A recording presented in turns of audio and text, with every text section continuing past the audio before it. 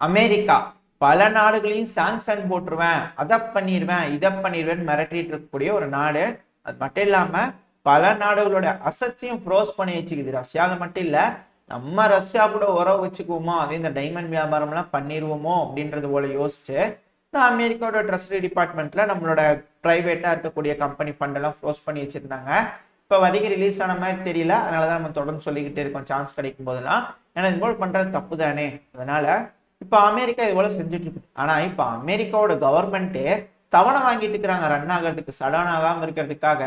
இந்த மாசம் விட்டுருங்க, அடுத்த மாசம் விட்டுருங்க அப்படிங்கிறது போல இந்த கடன் வாங்கிட்டு ஒரு மாசம் கடன் தவணை கேட்பாங்கல்ல, அது போல வாங்கிட்டு இருக்குது அமெரிக்காவோட கவர்மெண்ட் அமெரிக்கா கிட்டேயே அப்படிங்கிறத யதார்த்தமான உண்மை. ஏன்னா ஒரு 2-3 மாசமா பார்த்துக்கிட்டு இருப்போம் இது போல கவர்மெண்ட் சடவுன் ஆகாம இருக்கிறதுக்காக செனட் சபையில உட்காந்து புதுசா ஒரு ஃபண்டிங்கை போட்டு இந்த பில்லை பாஸ் பண்ணா இது போல நடக்கும் அப்படின்னு இருதரப்புலயும் உட்காந்து இந்த டெமோக்ராட்டா இருக்கட்டும் ரிபப்ளிகன்ஸா இருக்கட்டும் உட்காந்து பேசி இந்த செனட் சபை காங்கிரஸ்ல வந்து அப்ரூவ் வாங்கிட்டு இருக்கிறாங்க.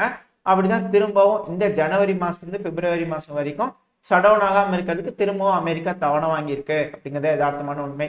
இதனால அமெரிக்காவோட கவர்மெண்ட் இன்னொரு மாசத்துக்கு க்ளோஸ் ஆகாம ரன் ஆயிட்டு இருக்கும் அப்படின்னு புரிஞ்சுக்கலாம்.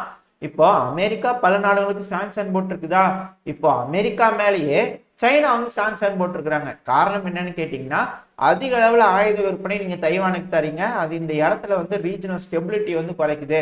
அதாவது இப்ப பிரச்சனை இல்லாம இருக்குது, நீங்க பிரச்சனை தூண்டுற மாதிரி இருக்குது, அதனால நாங்க வந்து உங்க மேல சாங்ஷன் போடுறோம். ஏன்னா இதே காரணம் சொல்லிதான் அமெரிக்கா பல நாடுகளுக்கு சாங்ஷன் போடுறாங்க, நீங்க ரஷ்யாவுக்கு கொடுத்துருவீங்க அப்படிங்கிறத யோசிச்சு. இப்ப அந்த வரிசையில சீனாவும் நீங்க தைவானுக்கு ஆயுதம் கொடுக்குறீங்களா அதனால சாங்ஷன் அப்படிங்கிறது போல 5 நிறுவனங்களுக்கு வந்து சாங்ஷன் போட்டிருக்காங்க. இதனால ஏதாவது பாதிப்பு இருக்கா அப்படின்னு கேட்டீங்கன்னா ஆமா, சீனால அமெரிக்கா சேர்ந்த அந்த நிறுவனங்கள் இன்வெஸ்ட் பண்ணிருப்பாங்க இல்லையா, அது எல்லாத்தையும் ஃப்ரோஸ். எப்படி அமெரிக்கா பண்றாங்களோ சேம் டிட்டோ காப்பி அடிச்சு இந்த சைனாவும் பண்ணிக்கிறாங்க. இதனால அமெரிக்கா கோவப்பட்டு சீனாவோடதெல்லாம் ஃப்ரோஸ் பண்ணலாம்ல அப்படின்னு கேட்டீங்கன்னா, சீனா எதிர்த்து அடிச்சாங்கன்னா அமெரிக்காவோட தான் நாளைக்கு காலையில அவங்க குழந்தைங்களுக்குலாம், அமெரிக்காவில் இருக்கக்கூடிய குழந்தைங்களுக்குலாம் பாலே கிடைக்காது, அந்த அளவுக்கான வேலைகளை செஞ்சு விட்டுருவாங்க சீனா.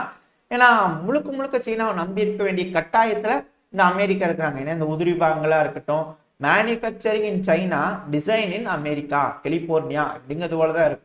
எதுனாலும் சீனா தேவை, ஏன்னா ஒன்றும் பண்ண முடியாது அமெரிக்கானால. அதனால அந்த மாதிரிலாம் எதுவும் பெருசாலாம் செய்ய முடியாது. இதுக்கு மேல உட்காந்து பேசி சும்மாவும் ஒரு முடிவுக்கு வருவாங்க அமெரிக்கா அப்படிங்கிறது தெரிஞ்சுக்கலாம். என்ன நடக்க போகுதுன்னு பார்ப்போம். ஏன்னா தேவையில்லாம சைனா இது போல செய்ய மாட்டாங்க, ஏதாவது ஒரு இக்கி இருக்கும். இது போல இதை நீ செய்யி, இதை நான் செய்யறேன் அப்படிங்கிறது போல சைனா கேட்பாங்களா இருக்கும். என்ன பேச்சுவார்த்தை நடக்குது அவங்க 2 பேத்துக்குள்ள அப்படிங்கிறது பொறுத்து இருந்து பார்ப்போம். DR காங்கோ இங்க சமீபத்துல எலெக்ஷன் நடந்தது.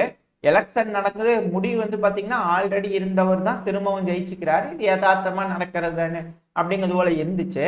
இப்ப அங்க இருக்கக்கூடிய எதிர்கட்சி தலைவர் வந்து கேஸ் போட்டிருந்தாரு. இங்க நிறைய விஷயங்கள் கோல்மால் நடந்துச்சு எலெக்ஷன்ல அப்படிங்கிறது போல. நான் நினைச்சேன் கோர்ட்லாம் தள்ளுபடி பண்ணிரு இந்த கேஸ்லாம் அப்படின்ட்டு. ஏன்னா அதுதானே வழக்கமா நடக்குது, இந்த உலக நீதி அதுதானே. ஆனா இப்ப வந்து பாத்தீங்கன்னா 82 கேண்டிடேட்ஸ் வந்து செல்லாதுங்க, நீங்களா கோல்மால் பண்ணி ஜெயிச்சிட்டீங்க அப்படிங்கிறத சொல்லிக்கிறாங்க. இதனால திரும்பவும் எலெக்ஷன் நடக்கும். இதெல்லாம் நடக்குமா, சாத்தியமா அப்படிங்கிற கேள்வி வந்துக்குது. ஏன்னா கோர்ட் சொல்லிச்சு, ஆர்டர் போட்டுருச்சு. இப்ப ஆல்ரெடி அங்க எலெக்ஷன் நடக்கிறதுக்கே இந்த அமெரிக்கா இது போல பல நாடுகள் வந்து அங்க இருக்கக்கூடிய பல அமைப்புகள் கிட்ட உட்காந்து பேசி, எங்க எலெக்ஷன் நடக்கட்டும், கொஞ்சம் தாக்குதல் பண்ணாதீங்க, கொஞ்சம் அமைதியா இருங்க அப்படிங்கிறதோட எல்லாத்துக்கிட்டையும் பேசி கொஞ்சம் அக்ரிமெண்ட் எல்லாம் போட்டு எலெக்ஷன் நடத்தி முடிச்சா, இப்ப திரும்பவும் மீண்டும் எலெக்ஷன் அப்படின்னா அமெரிக்கா போய் திரும்ப எல்லாத்துக்கிட்டையும் உட்காந்து பேச்சுவார்த்தை நடத்துவாங்களா அப்படின்ற கேள்வி வருது. பட் என்ன நடக்குது அப்படிங்கிறது பொறுத்து இருந்து பார்ப்போம். இந்த காங்கோவை பொறுத்த வரைக்கும் அமெரிக்காவோட மிகப்பெரிய அலை இது அந்த சென்ட்ரல் ஆப்பிரிக்கன் ரிப்பப்ளிக்கு கீழே இருக்கக்கூடிய ஒரு அண்டை நாடு தான். இது மிக முக்கியமான ஒரு பகுதி. அப்ப இப்ப ஆளுங்கட்சியா இருக்கிறவங்க யார் சைடு, எதிர்கட்சியா இருக்கிறவங்க யார் சைடுன்னு உங்களுக்கு தெரிஞ்சிருக்கும். ஒரு வேலை ஆட்சி மாறிடுச்சுன்னா இங்க எல்லாம் மாறி போயிடும் அப்படிங்கிறது யதார்த்தமான உண்மை. அது மட்டும் இல்லாம இந்த காங்கோ கிட்ட ஏகப்பட்ட வளங்கள் இருக்கு. இந்த இடத்துல அதிகமான போர் நடக்கும். எதுக்குன்னா இந்த நாட்டோட வளங்களை வந்து சுரண்டதுக்கு இந்த பக்கத்து நாடுகள் எல்லாம் பிடிச்சிக்கலாமா அப்படிங்கிறத விட பல நாடுகள் இந்த காங்கோ மேல போர் எடுத்துக்கிறாங்க இதுக்கு முன்னாடி வரலாறுல. அதை பத்தி ஏதாவது தெளிவா வேணும்னு சொன்னீங்கன்னா நம்ம அடுத்த பதிவுல இந்த செந்தில் டீகோஷன் நம்ம இதை பத்தி தெளிவா பார்ப்போம். இங்க எத்தனை போர் நடந்திருக்கு, எத்தனை வருஷம் நடந்துச்சு, எந்தெந்த நாடுகள் அடிச்சுக்கிட்டாங்க அப்படின்லாம் தெளிவா பார்ப்போம்.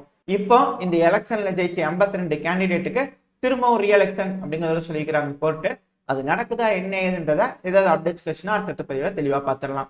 நார்த் கொரியா, சவுத் கொரியா இந்த 2 நாடுகளுக்குள்ள இப்போ முட்டிக்குமா அப்படிங்கிறது போல பல செய்திகள் வந்துகிட்டு இருக்கு. ஏன்னா நம்ம கூட போன பதிவுல பார்த்துருப்போம், 3வது முறையா ஆர்டிலரிஷியல்களை இந்த LOCல வந்து ஃபயர் பண்ணி பார்த்துக்கிறாங்க லைவ் ட்ரில்ல. இதுக்கு மிரட்டல் வேலை செஞ்சுக்கிறாங்க, நாங்க செய்வோம், இதுக்கு பதிலடி கொடுக்கும் விதமான ஒரு சின்ன விஷயம் செஞ்சாலும் குண்டை தூக்கி போட்டுரும் சவுத் கொரியா மேல அப்படிங்கிறதோட மிரட்டல் விட்டு இருந்தாங்க கிம் ஜாங் உன்னோட தங்கச்சியா சிஸ்டர் அவர்கள் வந்து சொல்லியிருந்தாங்க இது போல. அதனால இப்ப வரைக்கும் எந்த ஸ்டேட்மெண்ட் வர மாதிரி தெரியல. ஆனா இப்படி இருக்கும்போது இந்த சூழ்நிலை இப்ப எல்லாத்துக்கும் வந்து இந்த அமெரிக்கால ஆட்சி கல்வி நடந்துச்சுன்னா என்ன நடக்கும், இந்த ட்ரம்ப் அவர்கள் வந்துட்டாருன்னா என்ன நடக்கும் அப்படிங்கிறது போல இருக்கு. ஏன்னா இந்த செனட் சபையில சமீபத்துல கூட இந்த நாட்டோல இருந்து அமெரிக்கா விலக கூடாது, பெரும்பான்மை இருந்தா மட்டும்தான் இது பண்ணணும் விலக முடியும் அப்படிங்கிறது போல சில முக்கியமான தீர்வுகள்லாம் கொண்டு வந்தாங்க. எதுக்குன்னா ட்ரம்ப் ஜெயிச்சிட்டாருன்னா எல்லா பக்கத்துல இருக்கிற ஆர்மியும் திருப்பி கூப்பிட்டுக்குவாரு அமெரிக்காக்கு, நாட்டோல இருந்து வெளியே வா, தேவையில்லாத எந்த வேலையும் அமெரிக்கா போய் ஈடுபடக்கூடாது அப்படிங்கிறது போல சில வேலைகளை செஞ்சுட்டாருன்னா அமெரிக்காவோட பவரே போயிடும் அப்படிங்கிறதோட சொல்லப்பட்டிருக்கு. இது போல செஞ்சிருவாரா இல்ல நார்த் கொரியா கிட்ட போய் டீலிங் போட்டுருவாரா, நீங்க வந்து அணு ஆயுதம் வச்சுக்கோங்க ஆனா இதுக்கு மேல எதுவும் செய்யாதீங்க அப்படிங்கிறது போல ஏதாவது அக்ரிமெண்ட் போட்டுருவாரா, இது போல பல விஷயங்கள் போயிட்டு இருக்கு. இதை ட்ரம்ப் அவர்களோட இதெல்லாம் ஃபேக் நியூஸுங்க அப்படிங்கிறத சொல்லியிருந்தாரு. ஏன்னா இது போல நம்ம எப்படி பரப்புறோம் அதே வரை பலரும் பரப்பிட்டு இருக்கிறாங்க பல செய்திகளை. இதுக்கு ட்ரம்ப் அவரோட ரெஸ்பாண்ட் பண்ணிக்கிறார், சில நியூஸ்க்கு வந்து ஃபேக் நியூஸ் அப்படிங்கிறத சொல்லிக்கிறாரு. அதாவது இந்த நியூக்ளியர் டீல் வந்து நார்த் கொரியாவோட போடுவேன் அப்படின்னு சொல்றது மட்டும் ஃபேக் நியூஸ் இருக்கிறாரு. மற்றபடி இந்த ட்ரூப்ஸை ரீகால் பண்றது அப்படிங்கறது அவர் செய்வாரு அப்படிங்கிறத சொல்லப்பட்டு வருது. இப்படி இருக்கும்போது சவுத் கொரியா தரப்புல இருக்கக்கூடிய மினிஸ்டர்ஸ்ல என்ன சொல்லிக்கிறாங்கன்னா, ட்ரம்ப் அவர்கள் ஜெயிச்சாரும் 28,000 ட்ரூப்ஸ்க்கு மேல இருக்கிறாங்க அமெரிக்கா ட்ரூப்ஸ், அவங்க இங்கேயே தாங்க இருப்பாங்க, போக மாட்டாங்க. ஏன்னா அப்படிதான் டீலிங் போட்டிருக்குது. ஜப்பானு சவுத் கொரியா அமெரிக்கா இவங்களாம் ஒன்னா சேர்ந்து கைகோத்து இந்த மிலிட்டரி பவரை வந்து இன்க்ரீஸ் பண்ணி இந்த பக்கம் கோஆபரேஷன் இன்க்ரீஸ் பண்ணணும்னு சொல்லி கையெழுத்து போட்டுக்குது. ஆனா போக மாட்டாங்க அப்படிங்கிறத சொல்லிக்கிறாங்க. இதுல இருந்து தெரியுது சவுத் கொரியாவுக்கு கொஞ்சம் டர் விடுது அப்படின்றது போல. ஒரு வேளை இங்க ரிப்பப்ளிகன் ஜெயிச்சுட்டா இங்க மாறுமா அப்படிங்கிறது இருக்கு. அதுவும் ரிப்பப்ளிகன்ஸ்னாலும் ட்ரம்ப் அவர்கள் ஜெயிச்சிட்டாருன்னா எங்க பிரச்சனை மாறிடும் அப்படிங்கிறத சொல்லப்பட்டு வருது. ஆனா விவேக் ராமசாமி அவர்கள் ஜெயிச்சிட்டாருன்னா வேற மாதிரி கதையா போயிடும். ஏன்னா அவர் இந்தியாவை வச்சு சீனாவை கவுண்டர் பண்ணுவேன்றாரு. இப்போ அதே போல தானே சவுத் கொரியா வச்சு சீனாவை கவுண்டர் பண்ணுவாரு, ஜப்பான் வச்சு சீனாவை கவுண்டர் பண்ணுவாரு. ஆனால் அங்க வந்து ட்ரூப்ஸ் தான் வெளியே போகாது. மேபி என்ன நடக்குது அப்படிங்கிறத பொறுத்து இருந்து பார்ப்போம். இல்ல ஒரு வேளை ட்ரம்ப் ஜெயிச்சிட்டாருன்னா பரவாயில்ல, ட்ரம்ப் அவர்கள் கலந்துக்க மாட்டார் இந்த பிரச்சனைக்குள்ள, அவ்வளவா ஏதோ உதவி செய்வார் அவ்வளவுதானே, நம்ம இதுதான் சான்ஸ், யூனிஃபை பண்ணிடலாம் ஒட்டுமொத்தமா கொரியாவை அப்படின்னு சொல்லி கிம் ஜாங் உன் அவர்கள் ஏறி சவுத் கொரியாவை அடிச்சு முழுசும் பிடிச்சாலும் ஆச்சரியப்படுறதுக்கு இல்லை அப்படிங்கிறதோட சொல்றாங்க. என்ன நடக்குதுன்னு பார்ப்போம். ஏன்னா இது போல நடந்ததுன்னா தான் சீனா ஈஸியா தைவானை போய் பிடிக்க முடியும். எப்படி இதுக்கு முன்னாடி கொரியன் வார்ல அமெரிக்கா ஒரு பக்கம் சீனா ஒரு பக்கம் சண்டை பிடிச்சிட்டு இருந்தாங்க. அது போல சண்டை பிடிச்சிட்டே இருக்கும்போது ஒரு கட்டத்துக்கு மேல அமெரிக்காக்கு போதும் போது நாய் போயிடும், சலிச்சு போயிடும். ஏன்னா தொடர்ந்து போரா இருந்துகிட்டு இருக்கு. ஒரு பக்கம் இஸ்ரேலு, இன்னொரு பக்கம் கொரியா, மேல உக்ரைன் ரஷ்யா, அப்புறம் இந்த மிடில் ஈஸ்ட்ல பிரச்சனை ஆயிருமா அப்படிங்கிறதுல பல விஷயங்கள் இருக்கு. இப்படி இருக்கும்போது இந்த பக்கம் கொரியா ஆரம்பிச்சிட்டாங்க அப்படின்னா இங்க அதிக அளவுல அமெரிக்காவை ஈடுபடுத்தி கொஞ்சம் டவுன் பண்ணி விட்டாங்கன்னா கொஞ்சம் ஆயுதங்கள்லாம் நிறைய செலவு பண்ணுவாங்க, அமெரிக்கா செலவு பண்ணுங்க அப்படின்னு செலவு பண்ண வச்சுட்டாங்கன்னா அப்புறம் அமெரிக்கா கொஞ்சம் டல்லா இருக்கும் போது சீனா ஏறி போய் தைவான் ஈஸியா முழுங்கிரும் அப்படிங்கிறதோட சொல்லப்படுது. எதுனாலும் பொறுத்திருந்து பார்க்கணும். ஆக மொத்தம் இந்த வருஷம் ஆரம்பத்துல இருந்தே இந்த வருஷம் முடிவு வரைக்கும் இப்படித்தான் ரணகலமா இருக்கும் அப்படிங்கிறதோட சொல்றாங்க. இவ்வளவு இருக்கக்கூடாது, ஏதாவது மாறிடுச்சு, ஏதாவது நல்ல விஷயங்கள் நடக்குது, ஜனவரியோட முடிஞ்சிருச்சு அப்படின்னா பரவாயில்ல, அப்படி இல்லைன்னா இந்த வருஷம் ஃபுல்லா இப்படித்தான் இருக்கும் அப்படிங்கிறாங்க. பொறுத்திருந்து பார்ப்போம். இத்தனை நாளா இந்த லத்தீன் அமெரிக்கால கயானா அப்புறம் வெனிசுலா இவங்களுக்குள்ள மோதல் வருமா அப்படின்னு பார்த்துட்டு தான் நான் 2 பேரும் உட்காந்து சுமூகமா பேசிட்டுக்கலாம் அப்படின்னு சில நாடுகளை உட்காந்து மத்தியஸ்தம் பண்ணிட்டு இருக்காங்க, பேச்சுவார்த்தை நடந்துட்டு இருக்குது. இப்படி இருக்கும்போது யூகே தரப்புல இருந்து அங்க ஒரு போர்க்கப்பலை வேற அனுப்பிச்சு வச்சிருந்தாங்க. இங்க ஏதாவது மீண்டும் பிரச்சனையாயிருமா அப்படின்னு அங்க உன்னிச்சு கவனிச்சுட்டு இருக்கும் போது இந்த லத்தீன் அமெரிக்கால அவங்கெல்லாம் அங்க கம்முன்னு இருக்கு, நாங்க இங்க ஆரம்பிக்க போறோம் அப்படிங்கிறது போல இந்த அர்ஜென்டினா தரப்புல ஆரம்பிச்சிருவாங்களா, அதுக்கான அடித்தளம் போட்டுட்டு இருக்காங்களா அப்படிங்கிறது போல கேள்வி வருது. ஏன்னா இந்த அர்ஜென்டினாக்கு பக்கத்துல இருக்கக்கூடிய ஒரு தீவு, இது வந்து ஃபால்க்லேண்ட் ஐலாண்ட்ஸ்ன்னு சொல்லுவாங்க யூகே தரப்புல. ஏன்னா இது யூகேவோட ஒரு பகுதி தான். ஆனா அர்ஜென்டினாவை பொறுத்த வரைக்கும் இது மேல்வேஸ் ஐலாண்ட், இது அவங்களோட ஒரு பகுதி அப்படின்னு கிளைம் பண்றாங்க. இதுக்கு முன்னாடி பிரிட்டன் வந்து காலனைஸ் பண்ணும்போது இந்த பகுதி வந்து காலனைஸ் பண்ணிட்டாங்க, அதுக்கு முன்னாடி ஸ்பெயின் கிட்ட இருந்தது அப்படிங்கிறத சொல்லப்பட்டு வருது. ஆனா இப்ப அர்ஜென்டினா வந்து அதை உரிமை கொண்டாடுறாங்க, அது எங்களோடது, யார் அதை கண்ட்ரோல் பண்றது அப்படிங்கிற இப்ப பேச்சுவார்த்தை அடிபடுது. அதனால இப்ப புதுசா தேர்ந்தெடுக்கப்பட்ட அதிபர் இருக்கிறாருல அர்ஜென்டினால இருந்து தாங்க ஜாவியர் மெய்லி அவர்கள், அவர் தரப்புல இருந்து கூப்பிட்டுக்கிறாங்க, வாங்க இது எங்களுது, வந்து உட்காந்து பேசுங்க வாங்க யூகே அப்படிங்கிறத கூப்பிட்டு இருக்கிறாரு. இப்படி இருக்கும் சமயத்துல அமெரிக்கா யார் பக்கத்துல, ஏன்னா இவர் விடுற மாதிரி தெரியல, ரொம்ப எமோஷன். ஏன்னா அர்ஜென்டினா மக்களை பொறுத்த வரைக்கும் அந்த தீவை எப்படியாவது மீட் எடுக்கணும், அது நம்மளோட தீவு அப்படிங்கிறத யோசிச்சுட்டு இருக்காங்க. அதுக்கு சார்பா அதுக்கு ரொம்ப க்ளோஸா வந்து இந்த ஜேவியர் மெய்லி அவர்கள் வந்து இந்த மக்களோட உணர்வை புரிஞ்சுக்கிட்டு இது போல செஞ்சுக்கிட்டு இருக்கிறாரு அப்படிங்கிறத சொல்லப்பட்டு வருது. இப்போ இந்த அர்ஜென்டினா பிரிக்ஸ்ல கூட சேராததுக்கு காரணம் இதுவா இருக்கலாம். ஏன்னா பிரிக்ஸ்ல சேர்ந்துட்டாங்கன்னா அப்புறம் ரஷ்யா சைனா தான் வழக்கம் போல வந்து அர்ஜென்டினாக்கு உதவி இங்க அடிச்சு எடுத்து கொடுக்கணும். அது திரும்ப உலகப்போர் கொண்டு போய் விட்டுருமா அப்படிங்கிறது போல கேள்வியெல்லாம் வரும். ஏன்னா ரஷ்யா சீனா இந்தியா இவங்கெல்லாம் போர்க்கப்பல் அனுப்பிச்சு விட்டு அர்ஜென்டினாக்கு சப்போர்ட் பண்ணி அதுக்கப்புறம் அர்ஜென்டினா இங்க போய் அடிச்சாங்கன்னா யூகே பிரிட்டனு பிரான்ஸ் திருப்பி அதே பழைய கதை இங்க வந்து உட்காந்து எல்லாம் சண்டையை பிடிச்சி பார்த்துட்டு அப்புறம் யார் ஜெயிச்சாங்களோ சரி அவங்கவுங்க இது வச்சுக்கன்னு பேச்சுவார்த்தை நடத்துவாங்க இல்லையா, இப்போ அது போல நடக்கும்.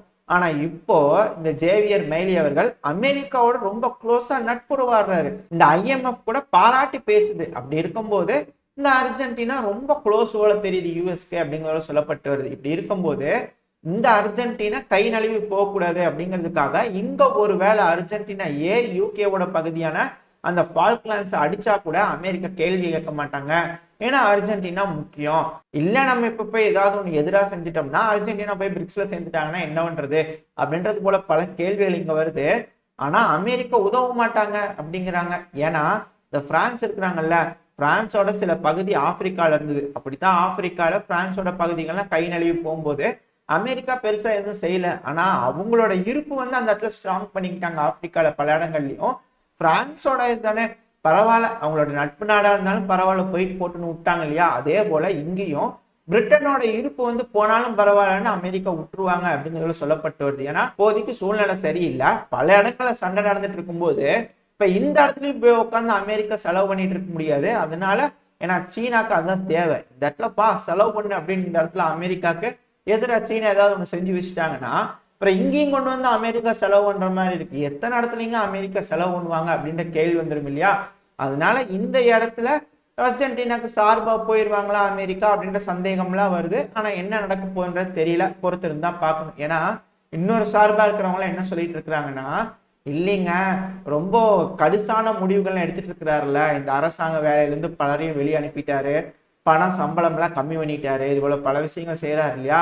அதனால மக்களோட உணர்வை புரிஞ்சுக்கிட்டு இது போல சில ஸ்டேட்மெண்ட் சொன்னாதான் மக்களிடையே இவருக்கு கொஞ்சம் பேர் கிடைக்கும் அப்படிங்கிறதுக்காக சொல்லிட்டு இருக்கிறாரு தவிர மற்றபடி ஒன்றும் செய்ய மாட்டாரு அப்படிங்கிறத சொல்றாங்க.